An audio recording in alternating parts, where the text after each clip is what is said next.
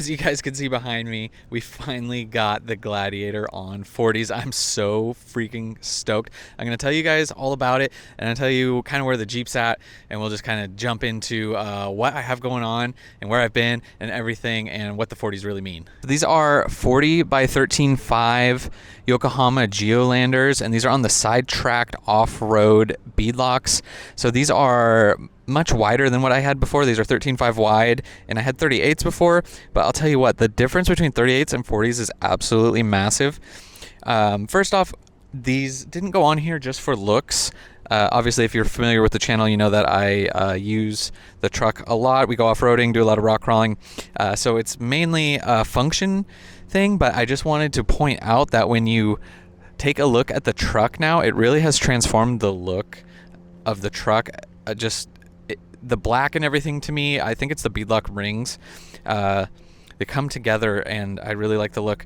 So let's talk about what it takes to run 40s while we're right here. Obviously, you can see my rock sliders are gone right now. They're taken off. I have to cut them down because I don't think they would hit on the back. But on the front, right here, just underneath this fender, it was rubbing on the little end cap. There's plenty of room. We're going to chop them off and move it back. The next thing that has to get done is these front fenders. I got to do the fender chop. I already did it on the rear to fit the rear bumper. But yeah, it needs the chop real bad. I think even right now, so I haven't even been able to take it off-road. And it would definitely... flexing, it's definitely going to get into this fender. So this fender really has to go, and then we'll see what that's going to do for it. I am now running into, which is not unexpected, is some problems with the front end, and I have all Synergy stuff all the way around, and I am currently getting the death wobble, which is kind of to be expected. The issue is it just is kind of happening just at 40 without even hitting any bump. Before, I would get it very rarely on the 38s, and it would just happen every once in a while. But with the 40s here, it's happening just on its own, which is kind of weird. So the wheels are balanced. They do have balancing beads inside of them, and it rides straight and true on the freeway. Slower speeds, but around like 37 to 40 miles an hour is where it just kind of happens. So, what we have to do is I got to dive into the front end. We need to check the caster. We need to check the toe. I got to go through all the components, check all the bushings and everything, make sure that everything is good. There's 20,000 miles on the truck now, which is not a lot, but a lot of those miles are off-road miles, and they've been on 38s, so some of those components may be worn down. But the unfortunate thing is I'm not currently able to take this off-road until I at least get the fender chop. The sliders I'll be able to get done pretty quickly, but the fender chop is kind of what's holding me back because I don't want to just be rubbing into the fenders. But honestly, I wish that I would have just done 40s from the start and not the 38s. Oh, also, another thing that, just to be transparent with you guys, I have half of my ball joints replaced on one side, and not half on the other. And it was Synergy. If you guys aren't familiar, they used my Jeep to prototype all their JT parts when it back when the Gladiator first came out. They didn't have one.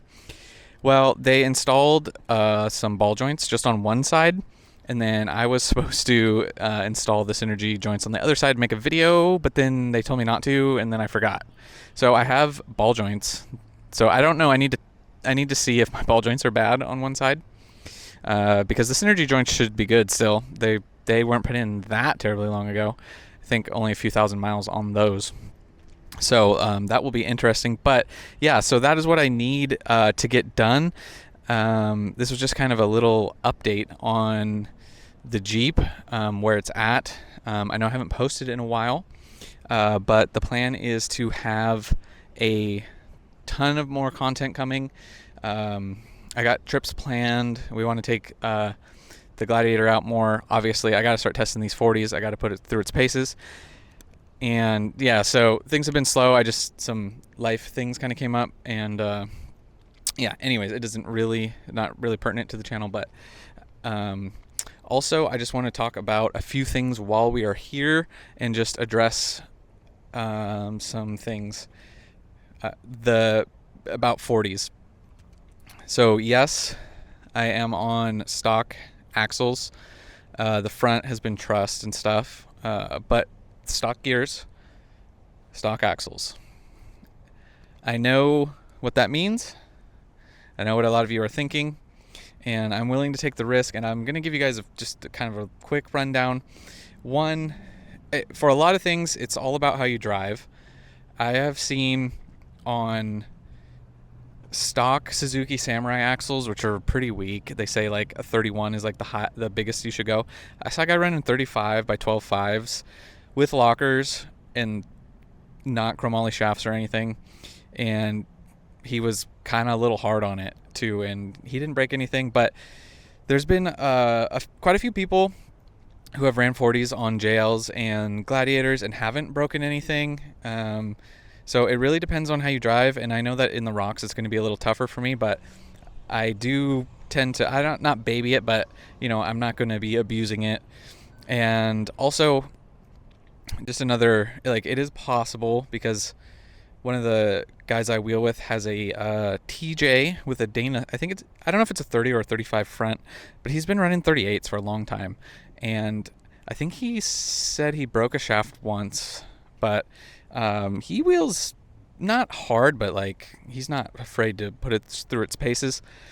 So I know that this is a different beast, but just having seen it in person, like a Dana 30 on 38s, just going through the Rubicon. I've been through the Rubicon. We did Barrett Lake, and a ton of other trails too, with that Jeep. So I've just been impressed. So that's kind of what gave me part of the confidence to get 40s on here. And the wheelbase needs it. The belly gets hung up a lot. And anyways, I'm going to wrap this one up. If you guys have any questions, just leave them in the comments below. I'm happy to address anything.